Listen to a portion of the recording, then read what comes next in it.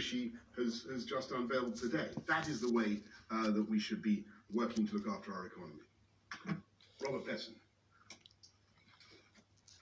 Many businesses are facing collapsing demand, particularly in the leisure industries. They also face demands to pay their taxes from last year's business. They have demands to pay wages. Why is your help in the form of debt and grants that may be repayable when these business owners have got no confidence about what the future may hold? Why not just say now, we will cover your liabilities and we'll assess all of this again at some point when the future is clearer? Because many businesses may simply decide to cease trading rather than take on more debt, which is what you are offering. Equally, you want to incentivize people to do the right thing and go home. So why not announce today how you will make it clear that they will not be penalised for doing the right thing? And then finally, to the Prime Minister, is there ever an urgent reason to go to the pub? Right, I think can I just say, answer just in general terms, right?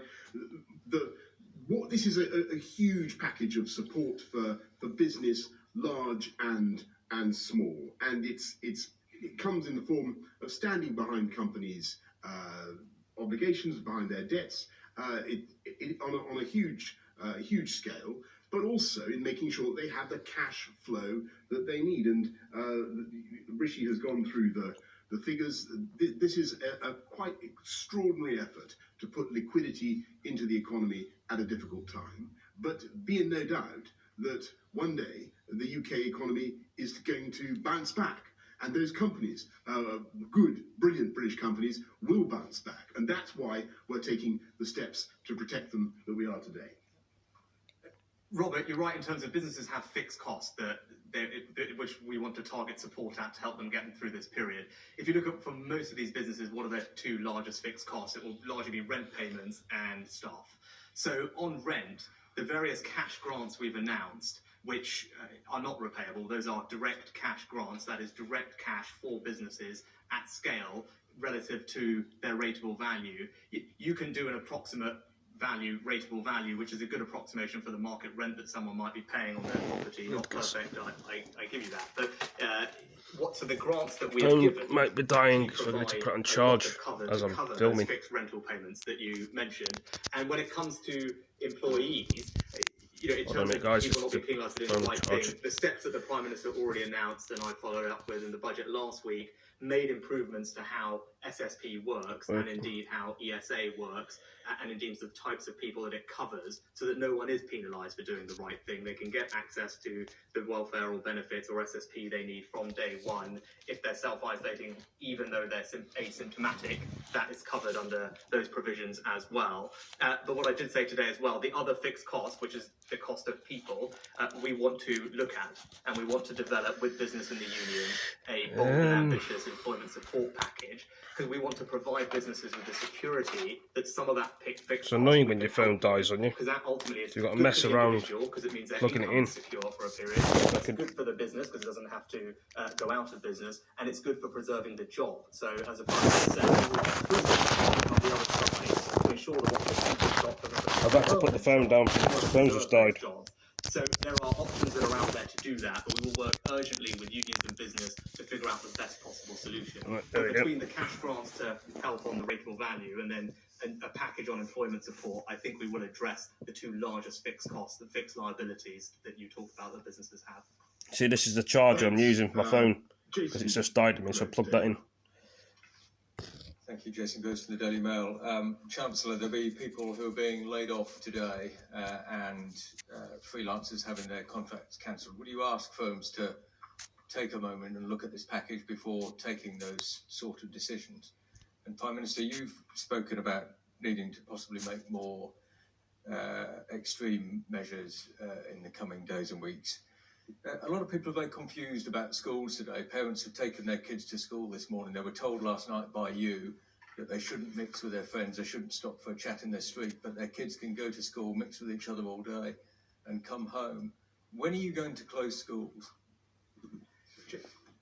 Jason, I would say that to those businesses. There's many businesses that are quite frankly struggling right now. They haven't done anything wrong. They've seen what's happening, and they're seeing their revenues fall off a cliff, and they're anxious about what to do. But what I would say is the package of support that we announced last week, the new measures that I've announced today, with more to come, hopefully should provide reassurance to all those businesses that support is on its way in various forms. We are going to help them get through this, so they don't need to rush into decisions quickly. They can talk their banks. It's annoying when your phone dies on you.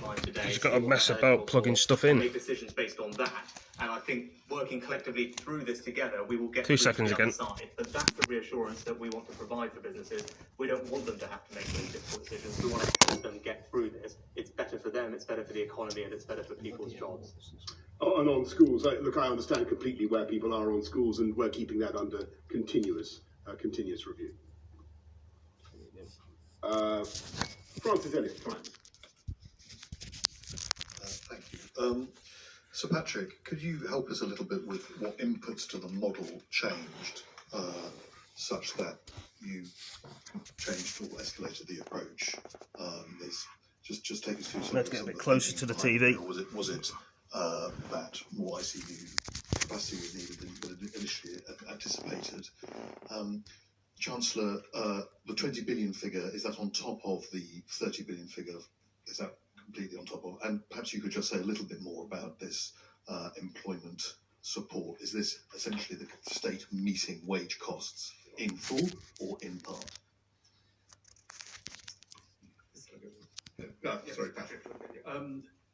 Yes, so the model is there to try and make sure that we keep NHS capacity, and clearly the aim is... See, this is what the thing comes to when your phone dies on you. You have to get closer to the television. The number of people who may require ventilation, or the proportion of people who might require ventilation... So I may have to get my speaker, which is behind me. I'll bring that over here.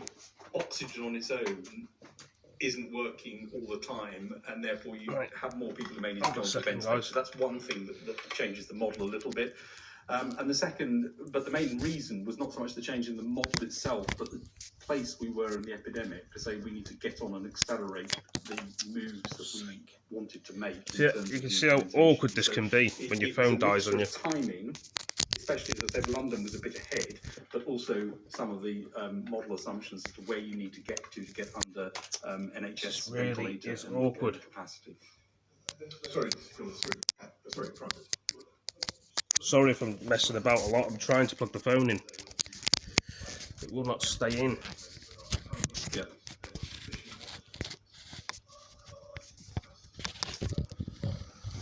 Well, the model, the work we're doing, and by the way, these are models, so you're just going to be very careful about that. These are models. But the measures that have been put in place, which are very big measures as we're discussing, and they require all of us to do them, and I would like to thank everybody who is already doing them, because we need to do them. These are predicted to have a very major effect on the peak and to suppress it in a big way. They're not trivial interventions. It doesn't mean that it won't be necessary to take more to get it there. Thanks very much. Heather Stewart, got you. See, I'm trying to charge the phone. Sorry. The phone battery's died on me.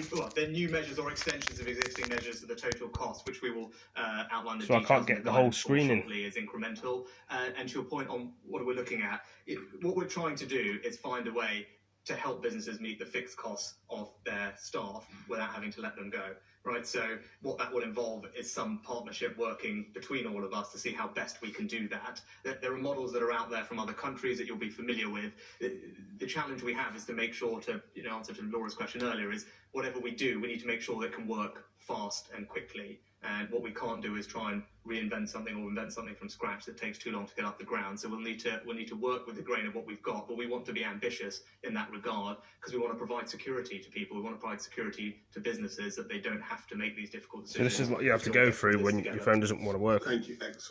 Yes, sorry, Heather. Heather Stewart from The Guardian. To the Chancellor, £330 billion is a very big number. Are you confident that you have the capacity, the bank does, the Treasury does, to make sure that businesses know about this scheme and to get the money out the door on a timescale that people will need it if their businesses are to remain open? Can I also ask about food? So shoppers are arriving in supermarkets today to find shelves empty. You've tried exhorting the public to shop sensibly, and you've repeatedly said that you're talking to supermarkets about this to keep supply chains working. But what practical steps are you going to take to make sure we've all got the food we need to eat throughout these coming weeks and months? Heather, yes, we're confident we have the capacity. We've been working round the clock to make sure that we can deliver this as quickly as possible. And as I said, it should be up and running by the end of this week, start of next week. We will supplement that with an extensive retail campaign to make sure that all businesses are aware of what is available so that they can walk into their local bank branch next week and talk to somebody about the coronavirus business interruption loan that the government is guaranteeing and backing. You know, that's our ambition. We want that. That's what we want to have happen. And on the supermarkets, we're absolutely confident that our supply chains are working and will work, and that we will get farm to fork food supplies for this country, and therefore people should have no reason to stockpile or panic buy. Nicola Bartlett from the Daily Mirror. Thank you.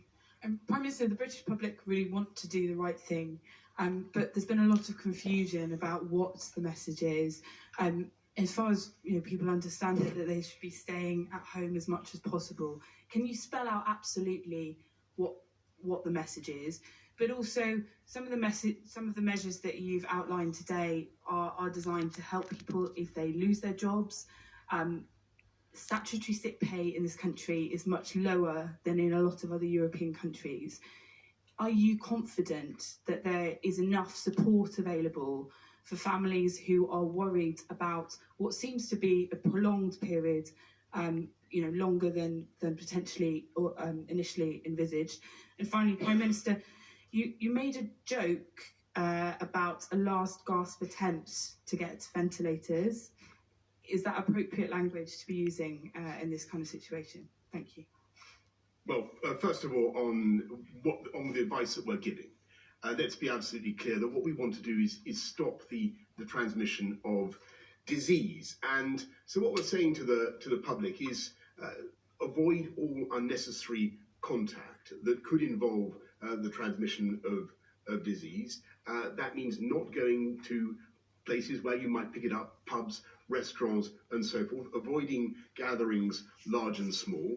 And I think people do understand that. We are seeing an effect of the advice that we've given. You also know about what we're saying with home isolation, staying at home if you have any of the two key symptoms, a high temperature or a continuous new cough. Everybody understands that. I hope 7 days if you have one of the two symptoms, 14 days if someone in your household has one of those two key symptoms. And as I say, we'll be bringing forward further measures to look after particularly vulnerable groups, to shield them even more. And on your second point, I think what I want, what all business want to explain what I was saying, is an end to suffering. And that is why they are working incredibly hard in the next few weeks. And we really only have a few weeks to build literally thousands of ventilators that this country will need. And it's an amazing, the British industry, manufacturers, are responding to this challenge with incredible energy and determination. George Barker, FT. Chancellor, you set out a wide-ranging series of measures to mitigate the effects of the virus on business. You'll see the US administration is talking about sending a cheque of $1,000 to every individual. Is there a case for a broader fiscal stimulus, maybe coordinated on a global basis? And to the Prime Minister, we're hearing earlier on about insurance companies and their obligations. Are you speaking to the insurance companies, and do you think that they're doing enough to help their customers through this difficult period? George, yeah, with regard to fiscal stimulus, what it says, obviously we had a budget last week that unveiled a fiscal stimulus of about 1% of GDP, which, the time was significant. That said, not really forgotten. That said, of course, we look at these things and we'll respond as the economy demands. In terms of coordination, both the Prime Minister and I are in regular contact with our counterparts across the G7 and the G20. You would have seen various communiques that have gone out to make sure that we can be as coordinated as we can on a range of different measures. In terms of the right way to do that, There's different ways to do it. In terms of checks to people, as I said, I think working to see what we can do on the employment support side is probably my first preference. But if the need arises for further demand stimulus in general that we think would be effective, we can obviously look at that. But as I talked about at the budget speech, given the particular situation we're dealing with, typical demand side actions might not have the same benefit or savings that they would normally have. But we of course stand ready to do whatever it takes. And sorry, on the insurance point, George. I think Rishi has been talking directly to the insurers. But what we've done is to ensure that where people have policies that they say that the insurers might have said only involve a payout, where the insured party has been compelled to shut their business, whereas we've only urged people to stay away, and there's been some sort of quibble about whether or not to pay out. The insurers have stepped up to the plate and understood that they have to pay out to those businesses. But Rishi, do you want to? Yeah, no, that's that, and we've reached that agreement with them today. Thanks, Paul Wall. Paul Wall from HuffPost. Chancellor, first, can I ask you? The Prime Minister last week said he wanted to level with people, that things would be bad in terms of deaths. Do you want to level with people today and say how bad things are going to be in the economy over the next 18 months? A lot of people are saying a recession is inevitable. Do you think one is inevitable, but that you're going to try and mitigate that as much as possible? And to you, Prime Minister, if you do close schools, what steps are you going to take to help children who are on free school meals to stop them going hungry? Paul, as I'd repeat what I said last week, which is even more clear today as a result of the actions that we're taking and how things have progressed. This will have a significant impact on our economy. That's what I said last week. I stand by that. But I also stand by what else I said is, this will be temporary. Right? We will get through this, and we will get through it together. And the steps that we're taking mean that we will emerge together on the other side, able to rebound back to confidence and economic activity. And that's why all the interventions that we're looking at are designed to provide that bridge through this, what will be a very difficult and challenging period, but get us through this period, and so that we can be there on the other side to emerge stronger thereafter. But yes, it will be significant, but that's why we're doing everything we're doing. We're doing whatever it takes to get through it, and things will be better in time. Thanks. Paul, on free school meals, and as we come to the decision on schools, we will have obviously plans ready to go on that. Gavin Williamson, the Education Secretary, has a plan to make sure that parents with kids who are eligible for free school meals get the compensation or the treatment they need one way or the other. We certainly anticipated that. I think probably we should wrap it up now, because these are daily conversations, daily press conferences now, and I think Rishi has outlined a pretty big an important plan that I hope everybody has been able to understand and has been able to interrogate us about. Look, what we're doing is we're asking the public to do some pretty big things in the changes we're asking us all to make in our lives, and I understand the effect that is going to have on the economy. I just want to repeat that key message.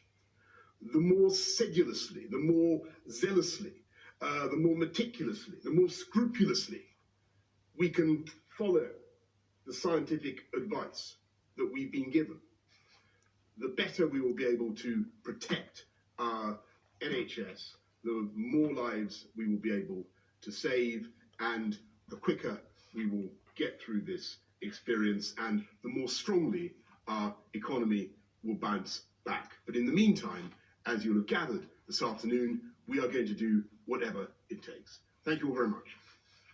Well, that was the Prime Minister speaking. Part two.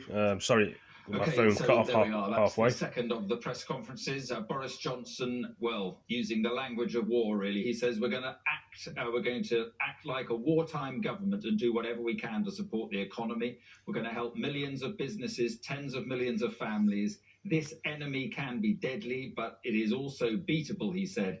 However tough the months ahead, we have the resolve to win the fight. And on the detail, the Chancellor Well, it was 30 billion last week. It's now 330 billion. A package of well, guys, I'm going to end it here. Hope you all enjoyed it. Give it a like, give it a comment, and share it with your friends. See you in the next one. Peace. He says it's an